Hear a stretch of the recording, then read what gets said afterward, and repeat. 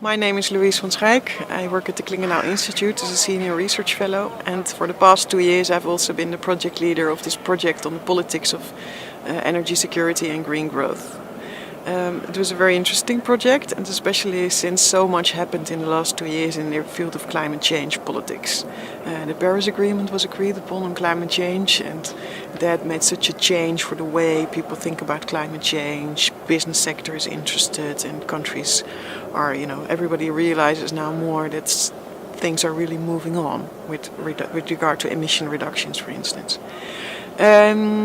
So that was very interesting, and also all the countries they looked after their own national programs on what they could do actually to contribute to climate change reductions. In our project, we started from the idea that there is a relationship between energy security and green growth in the objectives, and that lots of people who look at it from a climate change perspective also in a way think that usually it's mutually reinforcing. So if you consider, let's say, a green growth trajectory, then it will also benefit access to electricity, to energy, because it's more local networks of electricity, and it reduces also your dependency on imported fossils and so on and so forth. So we wanted to look whether that idea also holds, let's say, in the middle income countries that we looked at, and these were Indonesia, Kenya and Colombia. The study found out that Kenya is in a very comfortable situation at the moment because, first of all, the timing internationally, the timing is right, because the Paris Agreement has just been signed, and green growth and low carbon development is the buzzword at the moment. At the same time, the UN Sustainable Development Goals and Energy for All initiative has just been started. So all these factors converge to support Kenya's green growth initiatives, which are envisioned in Vision 2030, and efforts to ensure energy security. Another factor that supports Kenya's energy security with regard to green growth is the fact that Kenya has a substantial geothermal resources, which can be used for ensuring getting energy security or achieving energy security. One of the key findings is that Kenya is in a position to achieve green growth and energy security, but substantial resources will be required to ensure that this happens. And this growth has to be both top-down and bottom-up to ensure that 50% of Kenya's population that currently is living below the poverty line are also lifted above the poverty line during this development process. One thing that has also come out of this study is that while most of the energy policies have focused on the development of generation capacity only and has tended to ignore the infrastructure that is used to distribute this energy, this has created another constraint. Currently we are in a situation where we have surplus energy generation compared to the peak demand. We still have frequent blackouts as a result of inefficient and very old infrastructure for distribution. So one of the recommended actions from this study is that the government should not only focus on the development of generation capacity, but they should also at the same time develop the distribution infrastructure. Still a big challenge as well is how to ensure that the low, very poor income people in the society are able to afford the electricity, because or the energy, clean energy, because what is happening is that even with surplus energy at the moment, we still have people who, even though they have access, they could have access, they are unable to access the energy because they can't afford it. To achieve green growth and energy security, Kenya will need significant support in terms of technology and be able to convert or assimilate that technology in an appropriate way in the country. The other area will be significant training to apply these technologies. And the third area will be resources to afford the required technology and to implement these projects. We need technology, and there we need some support. We need capacity building.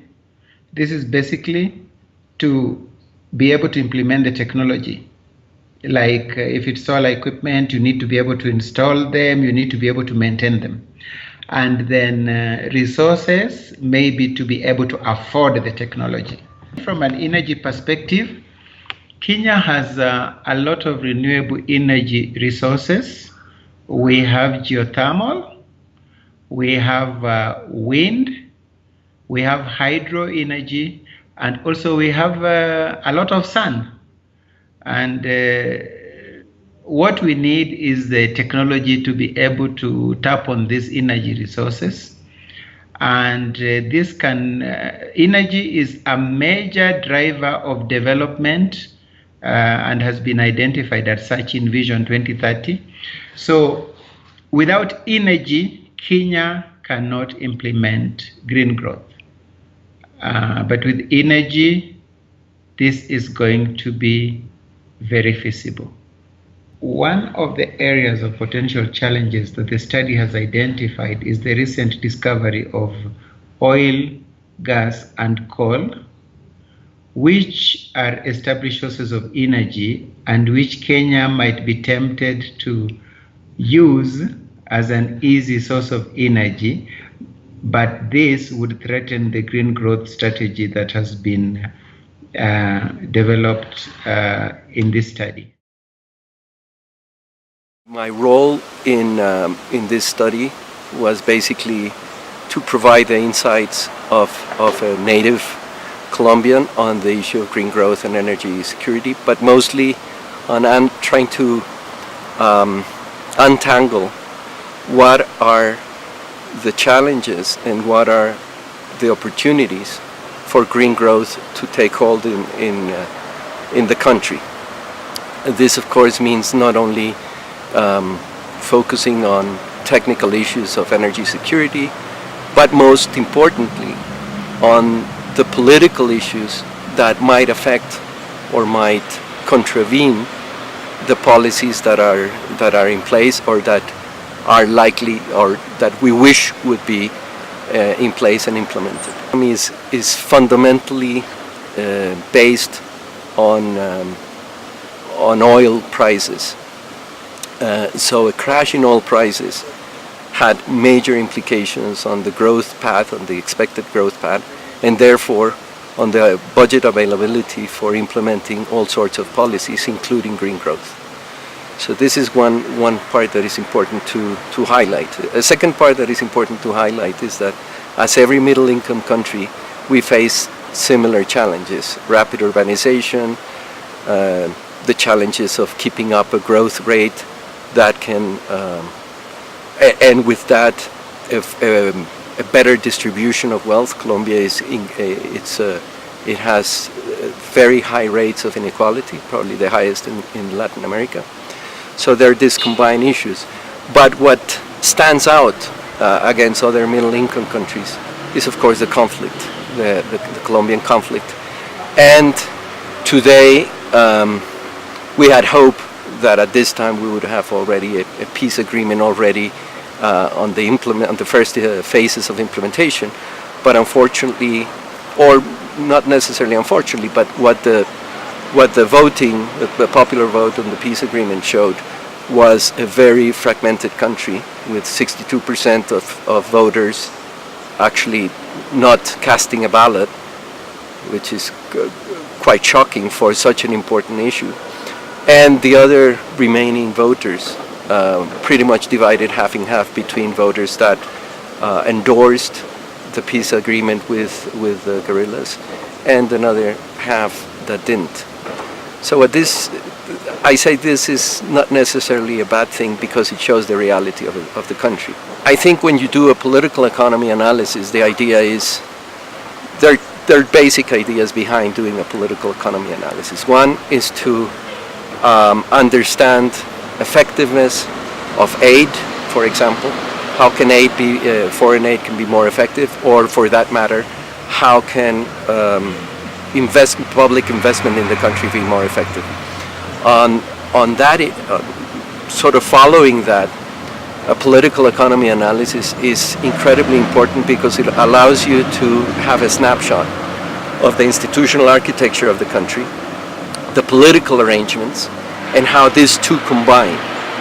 Now, if you add to that a wider context in which you're analyzing stakeholders and you're trying to figure out who has a say in the issues that you're researching and what are their positions, you begin to have a fairly comprehensive picture of challenges and opportunities.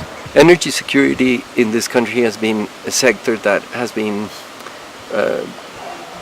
highly technical throughout the years. We had, in the 70s, we had a massive shortage of electricity. We had blackouts across the country and so forth because of lack of investment and because of lack of foresight and of, basically lack of investment, lack of foresight, and lack of political will in pushing forward needed reforms in the sector.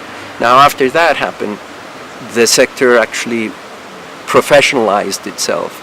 So we have a more technical field, which a lot of projections, a lot of modeling, a lot of contingency plans, a lot of mitigating plans.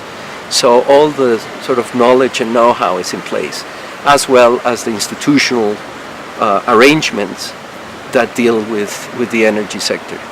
So right now what you have, independent of all the political turmoil in which Colombia is immersed right now, not only the economic pressure because of the low oil prices and the effect in fiscal, in the budget, in the national budget, but because of all this political turmoil, the energy sector is less immune to the political turmoil, not to the oil prices that affects everybody. But it's more, there is less tampering in the medium and long term policies and policy implementation of the energy sector. Now, if we move to green growth, which is the other thing that I think is worth highlighting, green growth is much more. It can be tampered with politically in a much more expedient and easier way than energy sector. Why? Because green growth is too abstract. What does it mean? Everybody has different meanings, everybody interprets these things.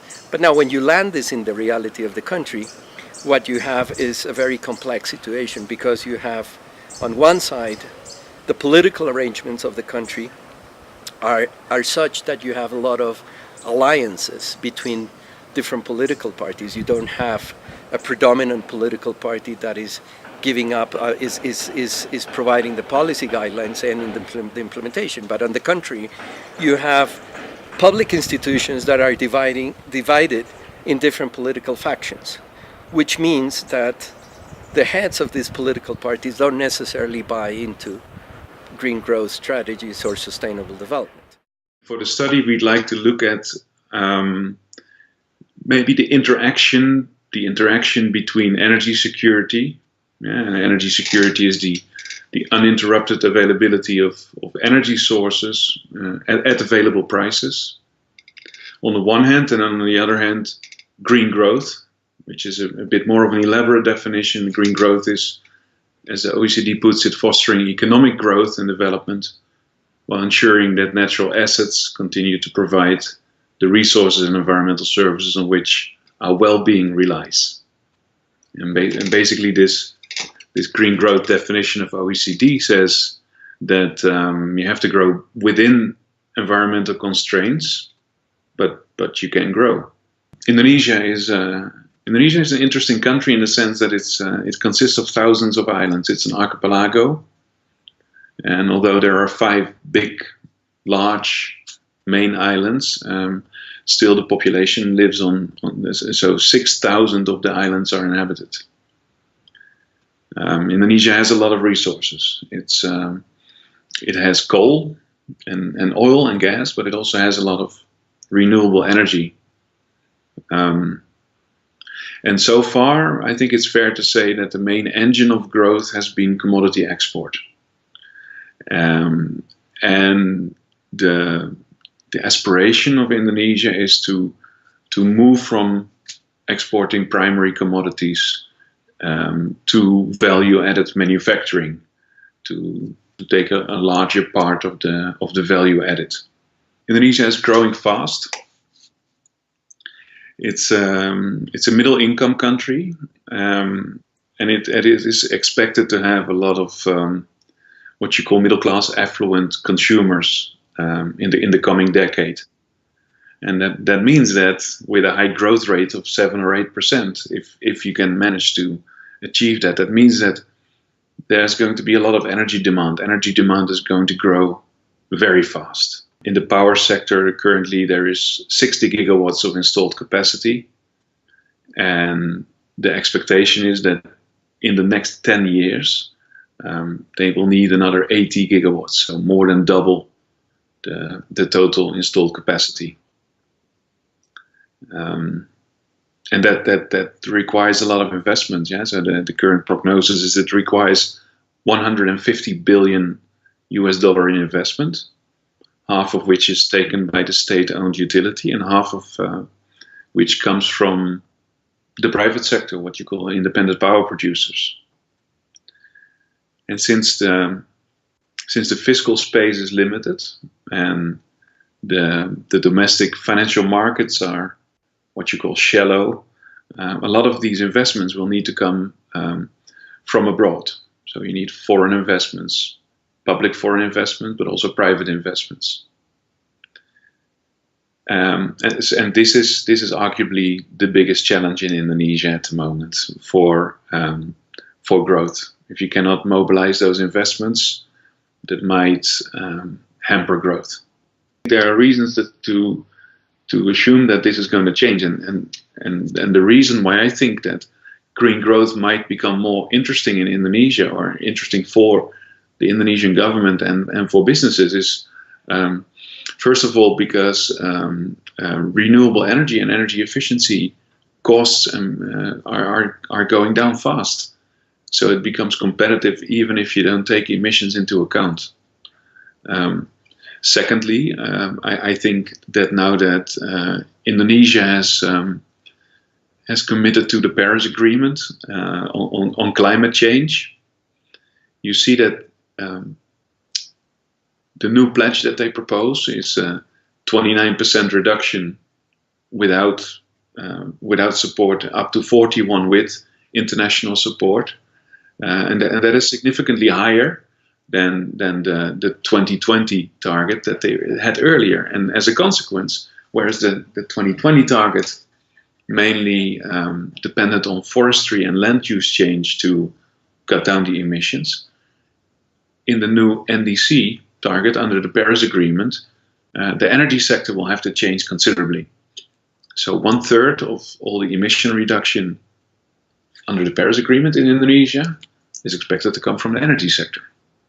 And that is new.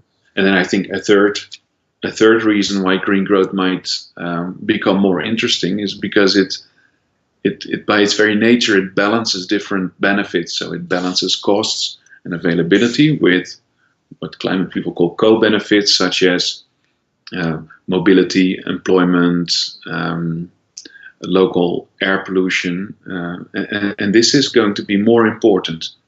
Yeah, especially when people get richer and become more vocal, they demand mobility, they demand air quality.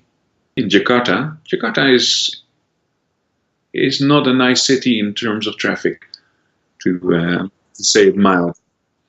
A recent study showed that 1/3 of all fuel is used while standing still in traffic. Give you an impression of the traffic situation, and what you see is that green growth approaches to improving transport include being more fuel efficient in your vehicles, but also what they call modal shifts. So move from individuals in a vehicle to buses to trains, and then if you want to. And then it goes all the way up to what they call transit-oriented development, where the whole urban planning and spatial planning is built around minimizing time in traffic and consequently minimizing emissions related to traffic, but also energy costs. Green growth can stimulate renewable energy, so replace fossil energy with renewable energy. And in the power sector, you have to take into account that Indonesia, as the world's largest exporter of coal, will be a coal-based economy for the coming time. So Indonesia will run on coal for the foreseeable future. The question is, can you introduce renewable energy? And given the focus on energy security, so keeping the availability at affordable prices, I think it makes a lot of sense to look at those specific situations and contexts where renewable energy is cheaper than coal or gas-fired energy. And that typically happens when you replace small-scale diesel generator sets that run on diesel fuel. They're expensive. And the same holds for situations where you don't need a large coal-fired plant, but you can do with a smaller unit, and renewable energy is typically more suitable for small sizes. And if you increase your energy efficiency, that means that not only your costs go down and your emissions, but you also become more competitive. I think, and this is maybe a bold statement, but I think it is absolutely necessary for Indonesia to increase its productivity, not just its labor productivity, but also its capital productivity. And for that, green growth can offer a way forward. So a coordinated way in which government supports the private sector to increase its energy efficiency and thereby become more competitive internationally. But it was really interesting to see that in all these countries there are quite elaborate energy security strategies. So in addition to the climate change objectives and green growth objectives, which these countries also have set, there are also really detailed energy security policies. And what is very striking is that usually these policies are still focused very much on the fossil-based energy sources, and also usually they identify a huge need for investments, either in new installed capacity or in the grid systems, and also these are still, pretty much still geared towards, let's say, the old grey energy sectors, perhaps a bit less so in Kenya, because there is so much opportunity in Kenya for the green, and also the donors emphasize a lot the opportunity for Kenya to become the renewable energy champion of Africa, and so perhaps somewhat less so in Kenya, especially in the official plans, but still there is a lot of